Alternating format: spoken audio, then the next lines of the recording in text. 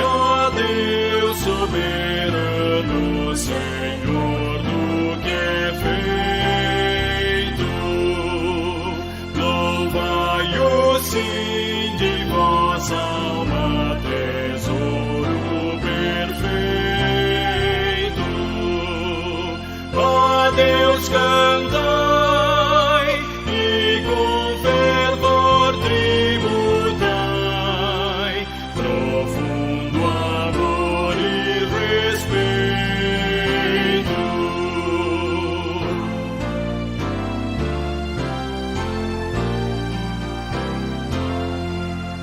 Louvai a Deus que vos faz prosperar dia a dia, e com amor vos defende, abençoa, porfia.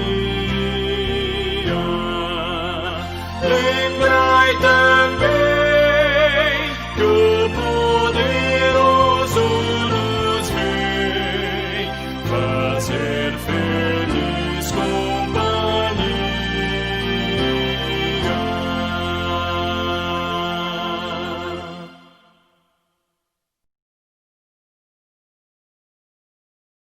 Saudamos os irmãos com a paz do Senhor Jesus, recebemos a todos com muita alegria nessa manhã. Também cumprimentamos aqueles que nos acompanham pela internet, pela transmissão ao vivo da nossa igreja. Que a presença do Senhor esteja com vocês. Queridos, nós vamos dar continuidade à nossa série de mensagens no livro do profeta Amós, e nós vamos para o capítulo 3, do verso 3 até o verso 8. Amós, capítulo 3, do verso 3 até o verso 8.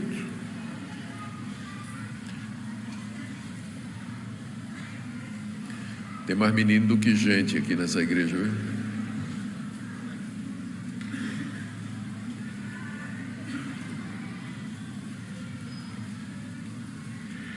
Amós, capítulo 3, do verso 3 em diante. Andarão dois juntos, se não houver entre eles acordo? Rugirá o leão no bosque, sem que tenha presa? Levantará o leãozinho no covil a sua voz, se nada tiver apanhado? Cairá a ave no laço em terra, se não houver armadilha para ela? Levantar-se-á o laço da terra, sem que tenha apanhado alguma coisa? Tocar-se-á a trombeta na cidade, sem que o povo se estremeça? Sucederá algum mal à cidade, sem que o Senhor o tenha feito?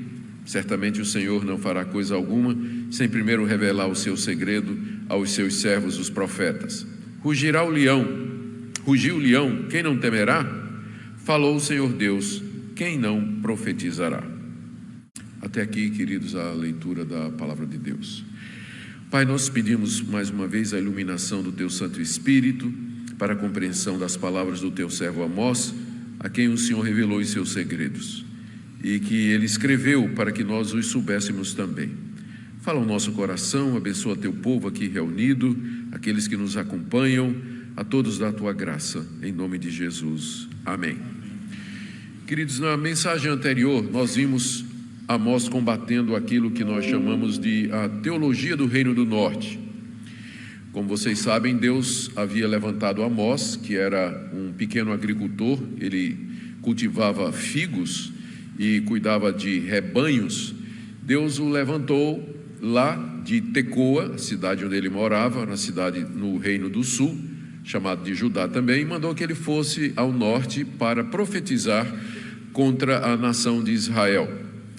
E depois de conseguir atrair a atenção dos israelitas, anunciando o juízo de Deus sobre as nações vizinhas, os israelitas aplaudiram quando Amós disse que Deus iria destruir os moabitas, os amonitas, os filisteus, os fenícios, estava tudo muito bem, até que Amós foi estreitando o laço e finalmente disse: Deus vai fazer a mesma coisa com vocês. Vocês são o povo de Deus, o povo da aliança, o povo que Deus escolheu de entre todas as nações da terra, mas vocês não têm andado nos caminhos do Senhor. E Amós anuncia o juízo de Deus contra o seu próprio povo. A reação do povo foi uma reação de incredulidade. E aqui é que entra o que a gente chama da teologia do Reino do Norte.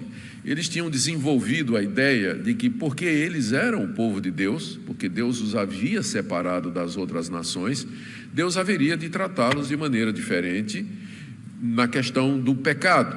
Ou seja, se eles pecassem, receberiam um tratamento diferenciado daquele que Deus iria dar aos pagãos, aqueles povos que não temiam a Deus, praticavam idolatria e andavam em outros caminhos.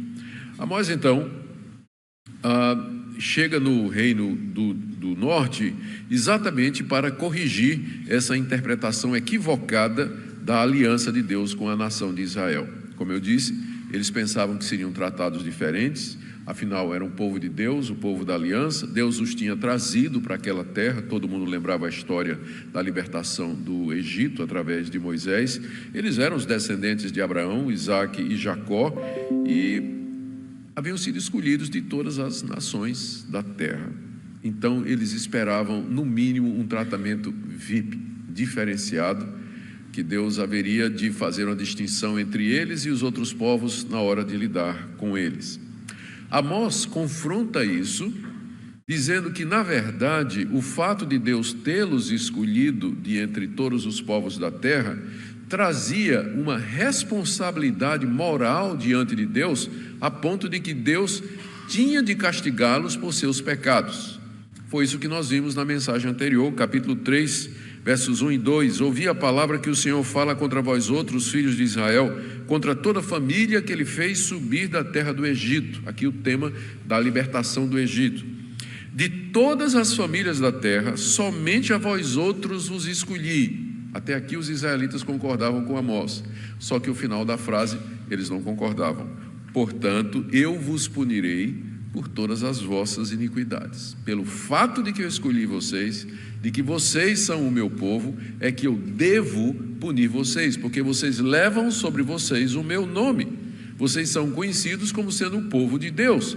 E se vocês vivem na prática do pecado e eu não faço nada, isso vai dar a impressão de que eu concordo com os erros que vocês estão cometendo. Então, porque eu escolhi vocês, é que eu devo castigar vocês, para deixar claro que eu sou um Deus santo e que meu povo tem que ser um Deus santo.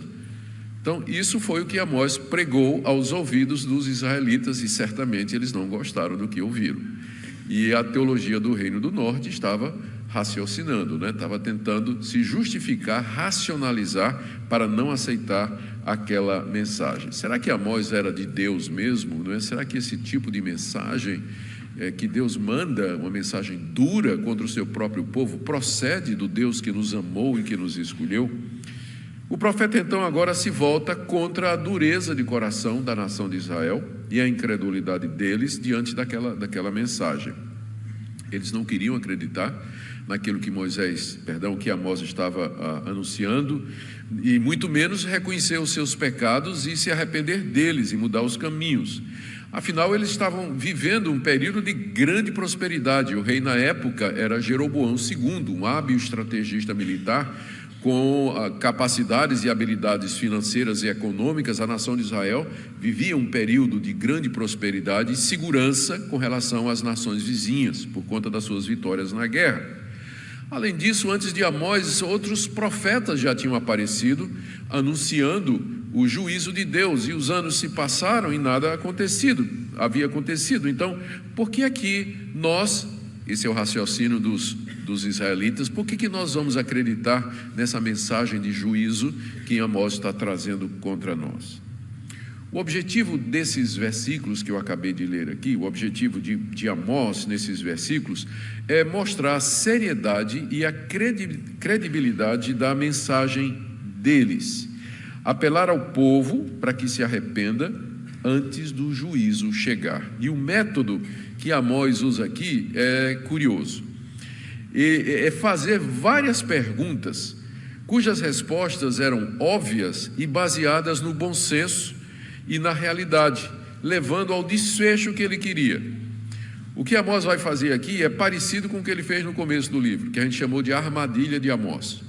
Ele primeiro começou dizendo: assim diz o Senhor, por 4 transgressões dos fenícios eu não vou perdoá-los, vou castigá-los. Os israelitas disseram: Eles merecem. Povo ruinzinho. Pensa num povo ruim. Manda bala, Senhor. Manda o juízo nesse povo. Amós disse: e eu por 3, 4, e diz o Senhor, 3 ou 4 transgressões dos amorreus, dos amonitas, eu não perdoarei os seus pecados. É isso mesmo, Senhor. Os amonitas é um povo cruel, está certo. Amós está correto. Todo mundo aplaudindo a mensagem de Amós. E Amós foi e falou contra seu próprio povo: Deus vai também castigar os moradores do reino do sul, de Judá. Israelita é isso mesmo, é um bando de presunçoso. Pensa porque são descendentes do rei Davi, porque o templo está lá, que eles são melhores do que nós, tem que ser castigado mesmo. Aí Amós diz: e eu vou castigar vocês também. E aí não. Então Amós foi fechando o cerco e deixou os israelitas no canto. E ele faz a mesma coisa aqui. Ele começa a fazer perguntas cuja resposta os israelitas concordariam. Eles entenderiam o argumento de Amós. O argumento é basicamente o seguinte: tudo o que acontece nesse mundo tem uma causa. Talvez você vai encontrar aqui uma das defesas mais antigas do que a gente conhece hoje em ciência como a lei da causalidade. Todo efeito tem uma causa. Então é exatamente o que Amós está dizendo aqui. Tudo o que acontece tem uma razão por detrás. Eu não estou profetizando aqui sem uma razão, e essa razão é que Deus me mandou. Se eu estou falando a vocês, é porque Deus me mandou, porque é assim que as coisas funcionam no mundo. Esse é o argumento dele aqui. Ele constrói na forma de 9 perguntas, colocando 2 em pares, 2 perguntas em pares, com exceção da primeira, que está no verso 3. E elas seguem aquele padrão que nós já demonstramos. Tudo que existe tem uma causa. Essa é a lei que governa o mundo, e essa é a lei que governa o mundo espiritual também. Então vamos ver como Amós desenvolve esse argumento aqui. A primeira pergunta está no verso 3. Andarão 2 juntos, se não houver entre eles acordo? Pergunta o profeta. Ou seja, será que 2 pessoas podem andar juntas se elas não tiverem antes combinado? Andar juntas aqui dá a ideia de uma viagem. Podem 2 pessoas viajar juntas se antes elas não sentaram para combinar o destino, o horário, roteiro, hora de saída e assim por diante? Ou seja, se 2 pessoas estão viajando juntas, é porque tem uma causa. Antes elas fizeram um acordo, elas combinaram, elas trocaram ideia, chegaram a uma conclusão e resolveram juntas. Aqui, é claro, Amós já está pré-anunciando o que ele vai dizer. Israel e Deus só andam juntos porque houve um acordo, que é a doutrina da aliança que Amós tinha falado no verso 2. Eu vos escolhi de entre todas as nações da terra. Exatamente porque Deus escolheu Israel, é que Israel e Deus andavam juntos. Ou seja, só andam 2 pessoas juntas porque teve uma causa para isso, teve um acordo. Vocês estão dizendo que são o povo de Deus, de fato vocês são, mas por quê? Porque antes houve uma aliança entre vocês e Deus. Aliança essa que estava sendo quebrada, mas esse é o ponto que vem no final. Então, para toda causa, para todo efeito, tem uma causa. Vocês estão dizendo que são o povo de Deus, mas é porque antes teve um acordo. Como é que 2 pessoas vão andar juntas se não tiver o acordo? A segunda pergunta, as próximas 2 perguntas é o primeiro par de perguntas. E é baseado no leão. Vocês vão ver que é o animal predileto de Amós, Ele fala do leão várias vezes. Ele começou o livro dele comparando Deus a um leão que ruge, e agora ele volta mais uma vez para o leão. Os leões eram comuns na Palestina, e Amós, como criador de ovelhas, certamente deve ter visto muitos leões e observado como eles se comportam. Então, da sua observação, que também era do conhecimento de todo mundo, ele traz essa pergunta aqui no verso 4. Rugirá o leão no bosque sem que tenha presa? Ou seja, será que o leão ruge na floresta sem ter achado algum animal para caçar? O método do leão é primeiro emboscar a vítima silenciosamente. E aí, quando ele está certo, ele parte para o ataque e ele ruge para paralisar a presa.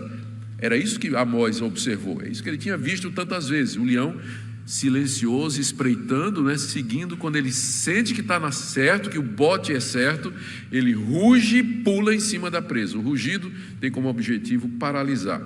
Ou seja, o leão só ruge porque ele vai dar o bote. Para o efeito, que é o rugido de leão, existe uma causa. E qual é a causa? Que ele tem uma presa. Ele sabe que sua vítima está ali. Por isso é que ele ruge, porque ele tem certeza disso. É o mesmo princípio do ponto anterior. Para todo efeito, tem uma causa antes, né? Observação da natureza. É a mesma coisa ainda no verso 4, quando ele pergunta: levantará o leãozinho no covil a sua voz, se nada tiver apanhado? Será que o leão novo, ele fica rosnando na caverna, se ele não tiver pegado nada? Pergunta Amós. Amós observou isso durante toda a sua vida. Depois do leão apanhar a presa, arrasta até a caverna, e lá, entre os barulhos da quebra de ossos, né, se ouve os rugidos e rosnados de satisfação do leão que ele está comendo. O leão só rosna satisfeito porque ele pegou a presa.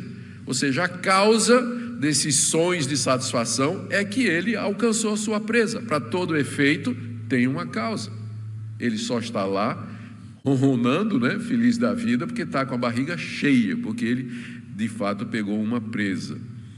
E a quarta pergunta, que inicia o segundo par, está aí no verso 5 e mais uma vez é baseado na observação de Amós. Amós era um homem do campo, provavelmente ele deve ter armado muito laço para pegar passarinho ou algum animal pequeno, né? Por isso ele pergunta no verso 5: cairá a ave no laço em terra, se não houver armadilha para ela?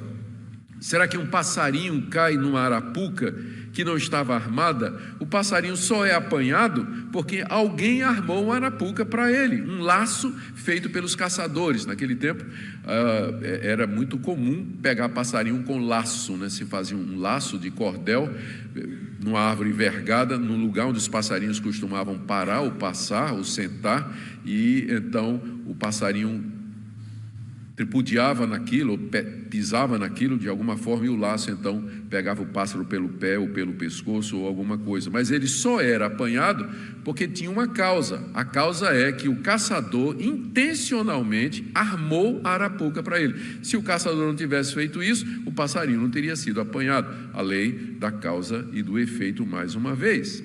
Aí na mesma linha, no verso 5, ele pergunta: levantar-se-á o laço na terra sem que tenha apanhado alguma coisa? Será que o caçador vai lá e tira o laço sem que o laço tenha apanhado alguma coisa? O caçador só tira o laço se ele tiver apanhado alguma coisa. Para todo efeito, tem uma causa, tem uma razão para as coisas acontecerem. Elas não acontecem ao acaso. Esse é o ponto de Amós aí.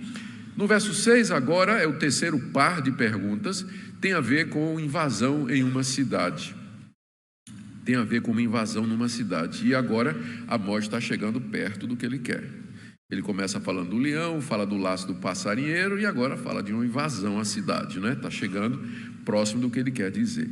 Então a pergunta está aí no verso 6, e a sexta pergunta: tocar-se-á a trombeta na cidade sem que o povo estremeça? Ou seja, quando tocam a trombeta de alarme, será que o povo não fica com medo?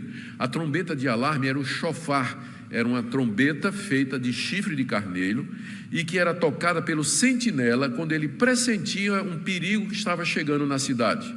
Então o povo da cidade, quando ouvia o chofar, já ficava com medo. Todo mundo tremia, porque era certo que o perigo estava à porta. Algum mal estava para acontecer na cidade. Alguma coisa se aproximava e que era perigosa.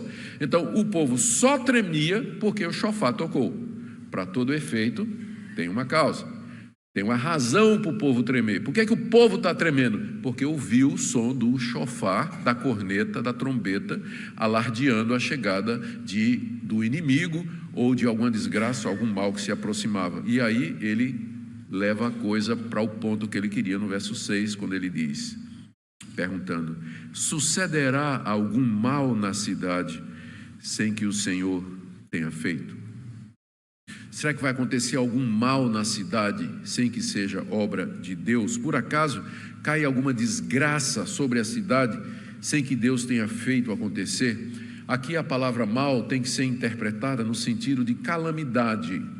Às vezes pessoas não entendem que a palavra mal, especialmente no Antigo Testamento, ela é usada genericamente em dois sentidos. Mal como mal moral, pecado. Por exemplo, Deus diz assim ao povo de Israel: não pratiquem o que é mal. Então, mal ali significa pecado, não é? O mal como um princípio. E a palavra mal é usada como calamidade decorrente do juízo de Deus. Deus trouxe o mal sobre a cidade. Ali não é pecado. O mal ali significa a tragédia, a desgraça. Então isso vai ajudar você na hora de você interpretar aquela famosa declaração do profeta Isaías, quando Isaías diz assim: eu faço a luz, eu crio a luz e faço as trevas, eu crio o mal. Aí muita gente diz: olha, a Bíblia está dizendo que Deus criou o mal. Não, gente, o mal ali não é mal pecado, o mal ali é mal juízo, tragédia. Deus cria o mal no sentido de que Ele traz o mal contra os ímpios. E é exatamente o que Isaías está falando. Ele está anunciando o juízo de Deus sobre a nação de Judá. Então, é nesse sentido que Amós usa a palavra mal aqui. Sucederá algum mal na cidade, uma catástrofe, uma desgraça contra a cidade que Deus não tenha feito? E a resposta que Amós está esperando é não. Se existir, se houver uma desgraça, se houver uma calamidade, se abater o desastre sobre a cidade, a causa é a ação de Deus. Então, da mesma forma que tem uma causa por detrás do rugido do leão, tem uma causa por detrás do pássaro preso, tem uma causa por detrás do povo que treme, também tem uma causa por detrás da desgraça que vem à cidade. E essa causa é o decreto de Deus, é a ação de Deus. Com isso, Amós está preparando para o que ele vai dizer mais adiante no seu livro. A desgraça que virá sobre vocês, o mal que virá sobre vocês, é Deus que está trazendo.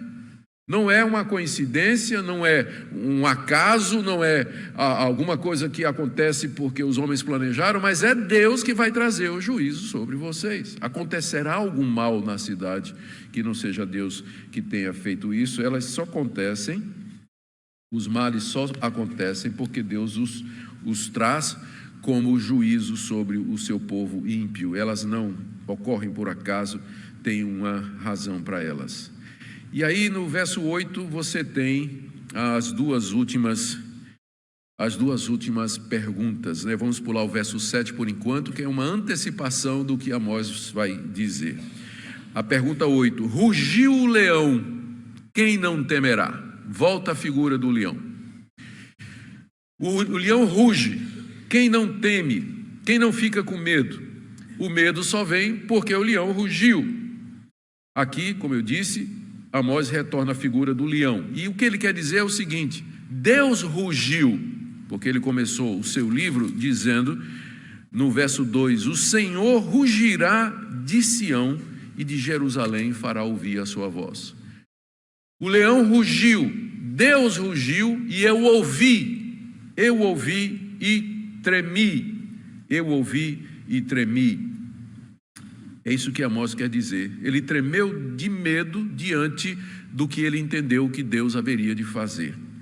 E aí ele pergunta final no verso 8, que é exatamente a interpretação da pergunta anterior. Falou o Senhor, quem não profetizará? Falou o Senhor, quem não profetizará? Se Deus se revela a um profeta, qual deles fica calado? Agora Amós chegou no ponto que ele queria, depois de conseguir a concordância da audiência com aqueles exemplos anteriores. Na pergunta antepenúltima, que está aí no verso 6, ele tinha dito que uma cidade não seria destruída sem que Deus antes revelasse o segredo aos seus profetas. Amós é o porta-voz de Deus, o seu mensageiro. Ele só fala quando Deus fala e se revela. E se Amós está profetizando, é porque Deus falou. E aqui chegou o ponto dele. Ele diz assim: vocês não estão querendo me escutar, mas eu faço uma pergunta. Se eu estou profetizando, qual é a razão para isso? Só tem uma razão para que eu traga essa mensagem de juízo contra vocês. É porque o Senhor falou, o leão rugiu. E se Deus falou, quem não profetizará? A razão, a causa para a minha mensagem é a determinação de Deus. Por quê? Porque Deus não faz nada, verso 7, sem que antes revele os seus segredos aos seus profetas. A conclusão de Amós é exatamente essa, recapitulando para fechar. Tudo o que acontece nesse mundo tem uma causa. Leões rugem, aves são apanhadas, cidades caem, pessoas ficam com medo porque existe uma razão, alguma coisa aconteceu que causou tudo isso. Da mesma forma, Amós só está profetizando porque Deus revelou a ele o seu segredo. Amós foi levado à presença de Deus, que era isso que acontecia com o profeta, em visões, em sonhos, e ele viu o que haveria de acontecer, o segredo de Deus. E o segredo era esse, o juízo que se aproximava da nação de Israel. O castigo que Deus estava mandando sobre os judeus, que era algo totalmente inesperado para aqueles que defendiam a teologia do norte. Deus chamou Amós e lhe mostrou o que aconteceria com a nação de Israel por causa das 3 ou 4 transgressões que eles haviam cometido. Portanto, os israelitas deveriam se arrepender e crer. A mensagem de Amós tinha uma causa, e a causa era o rugido do leão. O leão estava próximo a dar o bote, e o bote viria com certeza. Por isso eles deviam se arrepender. São 3 coisas, então, que nós aprendemos aqui dessas perguntas, eu vou resumi-las aqui. A primeira: o castigo que haverá de vir sobre o povo é de inteira responsabilidade dele. Verso 3: andam 2 juntos se não tiverem um acordo, 2 não viajam se não tiverem em consentimento. E as coisas não estavam bem entre Deus e o povo, eles não iam mais caminhar juntos. O acordo tinha sido quebrado. O alvo de Deus sempre foi ter um povo que caminhasse com ele, mas Israel quebrou a aliança com Deus e não poderia mais andar juntos. Portanto, o castigo que viria é porque Israel quebrou a aliança de Deus, por isso não andariam mais juntos. Na verdade, agora, Deus viria como leão sobre eles. Segundo ponto de Amós aqui, ele quer destacar a veracidade e a seriedade da sua pregação. As advertências de Deus através dos seus profetas eram para ser levadas a sério, não eram palavras vãs, ociosas. Quando o leão ruge, é porque o destino da vítima está selado. A presa é Israel, o leão é Deus e o rugido é profecia de Amós. Deus está indignado contra o seu povo e vai castigá-lo com justiça. Quando o caçador arma o laço, é porque está determinado a capturar o passarinho. Deus é o caçador, Israel é o pássaro, e os assírios que viriam contra a nação de Israel seriam o laço. Portanto, Deus não estava mandando seus profetas em vão, havia uma causa para isso. E por último, nada acontece por acaso com o povo de Deus. Esse é um princípio que nós precisamos aprender. Nada acontece por acaso com o povo de Deus e nada acontece por acaso com você. Para todo efeito na sua vida, há uma causa. Há uma causa. É verdade que o povo de Deus estava endurecido, insensível e surdo, não estava estremecendo com a trombeta profética, talvez ele fosse atribuir ao acaso a iniquidade, a calamidade que haveria de vir, mas na verdade seria a mão de Deus em juízo. É interessante que a palavra para Deus aqui no hebraico, no verso 7, é soberano Senhor. Certamente o soberano Senhor não fará coisa alguma sem primeiro revelar o seu segredo aos seus servos, os profetas. Soberano Senhor destaca a soberania de Deus sobre a história e sobre todos os acontecimentos para indicar que é Deus mesmo que estava trazendo o juízo. Havia tempo para se arrepender. O fato de que Deus mandou Amós profetizar em Israel era um sinal disso. Conforme falou o profeta Jeremias, permitam citar aqui, Jeremias 18, de 7 a 8. Diz o Senhor: no momento em que eu falar acerca de uma nação ou de um reino, para o arrancar, derribar e destruir, se a tal nação se converter da maldade contra a qual eu falei, também me arrependerei do mal que eu pensava fazer-lhe, disse Deus através de Jeremias, que foi o caso dos ninivitas quando Jonas foi pregar lá. Deus mandou Jonas pregar o juízo contra os ninivitas se arrependeram e Deus disse: então não vou castigar mais. Se Amós estava profetizando contra Israel, é porque Deus ainda estava dando um tempo para que a nação se arrependesse. Deus, na sua misericórdia, esperava que o povo fizesse isso. E Deus costuma avisar o seu povo, como diz no verso 7, que ele não faria nada sem que antes anunciasse através dos seus profetas aquilo que haveria de fazer. O leão rugiu, mas ainda não havia atacado. Infelizmente, Israel não ouviu. E cerca de 50 anos depois que Amós falou estas palavras, os assírios invadiram o reino do norte, mataram o rei, derrubaram as cidades, levaram o povo em cativeiro, trouxeram toda a desgraça. Por esse tempo, o profeta Jeremias estava vivo. Olha o que Jeremias escreveu. É interessante a linguagem. Cordeiro desgarrado é Israel. Os leões o afugentaram. Primeiro devorou o rei da Síria e, por fim, Nabucodonosor desossou. Usando a mesma linguagem de Amós, mas já quando o juízo aconteceu, Jeremias decreta o fim trágico da nação. O que é que a gente pode aprender, queridos, daqui? Tem muitas pessoas que se perderam através da história da igreja porque não levaram a sério a palavra de Deus e suas advertências.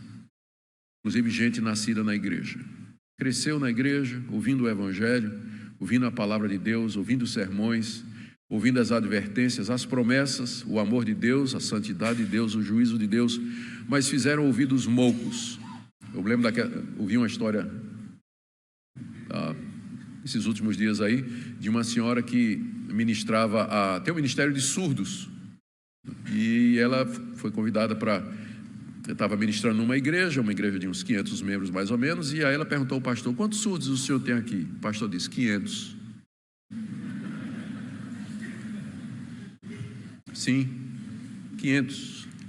Ouve e não coloca em prática, não se arrepende, não muda. É a teologia do reino do norte, não é? O que é que vai nos acontecer? O que é que de mal pode nos acontecer? Nós somos o povo de Deus. Mas se o profeta está falando, é porque Deus mandou. E se Deus mandou, é porque alguma coisa vai acontecer. O leão rugiu. O bote é iminente. Deus nos chama ao arrependimento. Segunda lição que nós podemos aprender. Nós não temos hoje profetas como Amós, a quem Deus revela segredos e traz revelações sobre os seus planos e o futuro do seu povo. Nós temos pastores, nós temos pregadores, homens sérios que conhecem essa revelação escrita, onde a vontade de Deus está revelada, e é nosso dever anunciar o rugido do leão, o juízo de Deus sobre o seu povo, se o seu povo não anda de acordo com os seus caminhos. Terceiro, nada nos acontece por acaso. Deus criou o mundo com a lei da causalidade, causa e efeito. Cada efeito tem uma causa por detrás. Isso governa também o mundo espiritual, pode saber disso. Paulo disse, nesse sentido: tudo que o homem plantar, certamente colherá. É assim que funciona. E por fim, é somente por causa de Jesus que a misericórdia e a paciência de Deus permitem que Ele nos faça ouvir o rugido da sua voz antes que o ataque aconteça. É somente por conta de Cristo, o leão de Judá, Cordeiro de Deus, que nós não somos destruídos. Queridos, humilhemos-nos diante de Deus e peçamos a Ele que jamais o nosso coração fique endurecido com a teologia do Reino do Norte, pensando que a graça e a aliança são desculpas para vivermos longe de Deus. Vamos nos apegar mais à palavra de Deus. Deus não faz nada sem antes nos avisar, e essa revelação está na Escritura. Precisamos compreender seus planos, sua vontade, e perguntemos também qual a causa de tudo que nos acontece. Veja o mundo debaixo do controle de Deus e funcionando na base desse princípio de que tudo que acontece há uma razão, e Deus, com frequência, é a razão das coisas que acontecem. Veja também a sua responsabilidade. E, acima de tudo, vamos servir ao nosso Senhor Jesus. E é só por conta dele que o leão ainda não atacou. Oremos. Senhor querido, dá-nos ouvidos para ouvir a Tua voz. Nós não queremos ser como os israelitas, que repudiaram os profetas, escarneceram e fizeram pouco caso. Nós oramos por aqueles que durante anos têm ouvido a Tua palavra, em quem não há mudança sensível ou perceptível de direção, de atitude. Na Tua misericórdia, muda os nossos corações. Oramos pelos nossos filhos que cresceram na igreja, desde criança, no departamento infantil, como adolescentes, como jovens, talvez acostumados a ouvir a Tua palavra, calejados no ouvir as advertências, Quebranta os seus corações, ainda jovens, ó Senhor, para que aprendam a temer-te e amar-te de todo o coração, a viver para o Senhor Jesus a causa da sua redenção. Abençoa essa igreja, que seja uma igreja aberta para a tua palavra, uma igreja que coloque em prática as mensagens que os seus pastores trazem aqui, para o bem deles, para o bem dos seus membros. Ajuda-nos a viver para a tua glória. Em nome do Senhor Jesus. Amém.